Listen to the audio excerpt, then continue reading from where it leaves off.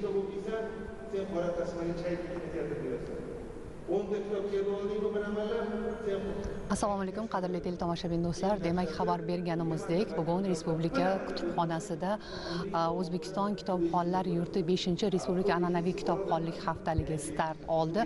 Aytish lozim, haftalik O'zbekiston Respublikasi Yozuvchilar uyushmasi, Respublika Ma'naviyat ma'rifat markazi, Axborot va ommaviy kommunikatsiyalar agentligi bilan hamkorlikda va qator vazirlik va idoralar bilan hamkorlikda tashkil etilmoqda va ayni paytda mana o'zingiz guvoh bo'lyapsiz. Tadbirda tantanali ochilish marosimi bo'lib o'tmoqda. Biz tadbir haqida, tadbir davomida rejalashtirilgan haftalik davomida rejalashtirilgan tadbirlar haqida ma'lumot olish uchun O'zbekiston Yozuvchilar uyushmasi raisi o'rinbosari G'ayrat Majidga yuzlanamiz. Assalomu alaykum. G'ayrat aka, demak, mana shu bayram muborak bo'lsin deymiz avvalambor sizga. Mana hozir o'zingiz ta'kidlaganingizdek, mana 5-respublika kitobxonlik haftaligini boshladi. Bu butun mamlakatni qamrab oladi va butun mamlakat yoshlarini qamrab oladi. O'zi bilasizmi, kitob haqida, ilm olish haqida Qur'oni Karimda ham o'qi degan xitob bilan boshlangan. Payg'ambarimiz Muhammad sallallohu alayhi vasallam ham yoshlikda olingan bilim toshga o'yilgan naqsh kabidir deganlar. Davlatimiz rahbari kitobsiz kelajak yo'q degan gaplarni aytganlar. Ko'ryapsiz, mana kitob haqida, ilm olish haqida, o'qish haqida qanchalar buyuk kitoblar bor. Demak, insonning kelajagi, uning buyuk bir taraqqiyoti kitoblar bilan bog'liq. Al-Xorazmiy agar dedi 0 raqamini dedi kashf etmaganida dedi, bugungi taraqqiyot haqida gap bo'lishi mumkin emas edi degan gaplar bor. Bilasizmi? Mana shunday bir katta ilmlarni, mana shunday bir taraqqiyotlarni poydevorida bizning Hazrat bobolarimiz turadi. Xorazmiylar turadi, Beruniylar turadi, Buxoriylar turadi, Hazrati Mirzo Ulug'bek turadi, Hazrati Alisher Navoiy, Hazrati Boburlar turadi. Va bugun mana shunday bir taraqqiyotlarni mevasi esa kitob bilan bog'liq. Bugun yoshlarimizni kitobxonlikka o'rgatishimiz kerak. Nashrlarimizga juda katta e'tibor beriladi. Davlatimiz rahbarining kitob va kitobxonlikka oid qaror qilgan, qabul qilgan hujjatlari juda ham ko'p. Eng dastlabki hujjatlari ham mana shu bilan bog'liq. Demak, butun mamlakatni kitobxon qilmaguncha, butun mamlakat fuqarolarini kitobxon qilmaguncha qo'ymayman degan gaplar bor. Demak, mana shu doirada davlat rahbari misol uchun mashinalargacha berilyapti. Mana kitob, yaxshi kitob o'qigan. Aslida kitob o'qigan odamga mashina berishga hojat yo'q, lekin rag'bat bo'lish uchun, butun yoshlarimizni kitobga bergan mehrini, muhabbatini uyg'otish uchun mana shunday bir choralar, tadbirlar o'ylab topilyapti. O'ylaymanki, hozir kitobxonlikda hamma yo'llardan ketyapmiz. Zamon esa taraqqiy etadi. Yoshlarimiz kompyuterga, telefonlarga o'ch, lekin men bitta narsani taklif qilgan bo'lardim. Mana shu kitoblarni telefonlarimizga, internetlarga joylashtirishimiz kerak.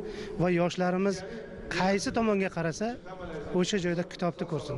Uni elektron ko'radimi yoki bosma nashrini ko'radimi, lekin hammasi kitob bilan bog'liq bo'lsin deb o'ylayman. Mana shunday bir haftalik kitobxonlik haftaliklari mana shunga rag'bat uyg'otish maqsadida qilinyapti. Bu kitobxonlik nimada Parkent ijod uyida ham hali davom etadi. Biz aynan o'sha Parkent ijod uyida ko'proq asosan bolalar va o'smirlar bilan ijod bilan shug'ullanadigan ijodkorlar chaqiradi. Bolalar, shoirlar, o'smirlar bilan ijod qilayotgan shoirlarni chaqiradi. Sababi bolajonlarimizda o'sha kitobxonlikni bog'cha yoshidan boshlashimiz kerak.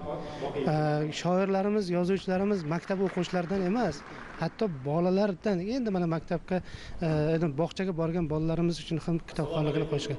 Mana shu nuqtai nazardan biz mana shu eng birinchi dastlabki bolalar bog'chasidan ham boshlaydigan holatlar bo'yicha kitob nashrlarini yo'lga qo'yish va mana shu kitoblarni targ'ibini yo'lga qo'yamiz. O'ylaymanki, mana shunday targ'ibot, mana shunday haftalik davrlari kitob va kitobxonlikka bo'lgan maqsadlarimizni, orzularimizni ro'yobga chiqarishga xizmat qiladi. Rahmat G'ayrat aka, bergan ma'lumotlaringiz uchun. Chindan ham hozir menda bir qiziq ma'lumot bor. Mana shu yaratilgan ixtirolar ichida eng yaxshi ixtirolar tanlab olingan va ularning ichida birinchi o'rinda mana shu insoniyat tarixiga va uning bugungi rivojiga xizmat qilish uchun aynan kitob tanlangan ekan. Chindan ham bugun kitob mana shu avlodlardan, ajdodlardan qolib kelayotgan buyuk ma'naviy merosimizni bizlarga o'sha davonlar osha, asrlar osha yetkazib berishda hayotda xizmat qiluvchi ajoyib bir vosita deb bilaman va mana shu haftalik sizga ham muborak bo'lsin deyman.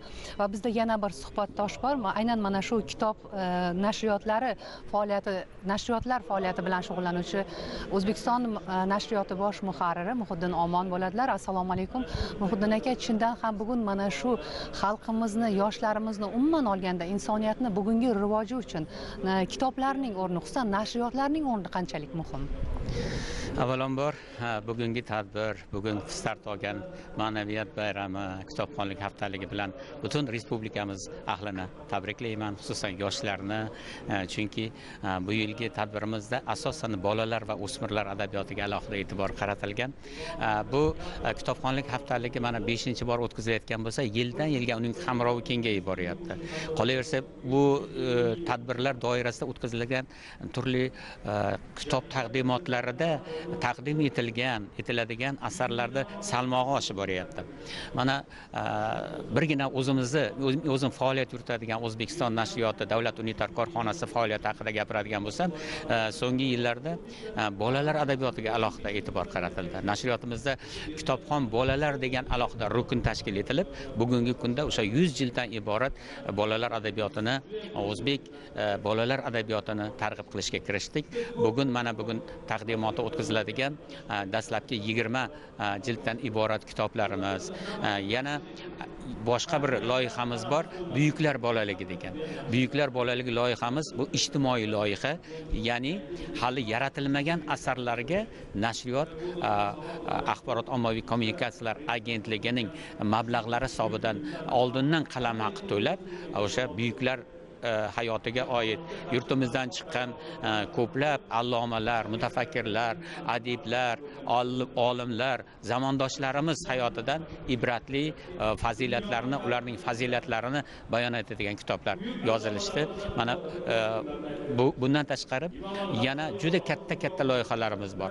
Aytaylik, o'zbek adabiyotining 200 yilligi to qadimgi O'rxon Enesa yozma yodgorliklardan to bugungi ijodkorlargacha bo'lgan 200 jilddan iborat o'zbek adabiyoti xazinasidan degan kitoblarni nashr etishga kirishdik. O'ylaymanki, bu tadbirlarda hammasi yurtimizda amalga oshirilayotgan islohotlarning ma'naviyat masalasida, kitobxonlik madaniyatini yuksaltirish borasida amalga oshirilayotgan davlat miqyosidagi rejalarning, qonun qarorlarining amaliy ifodasi.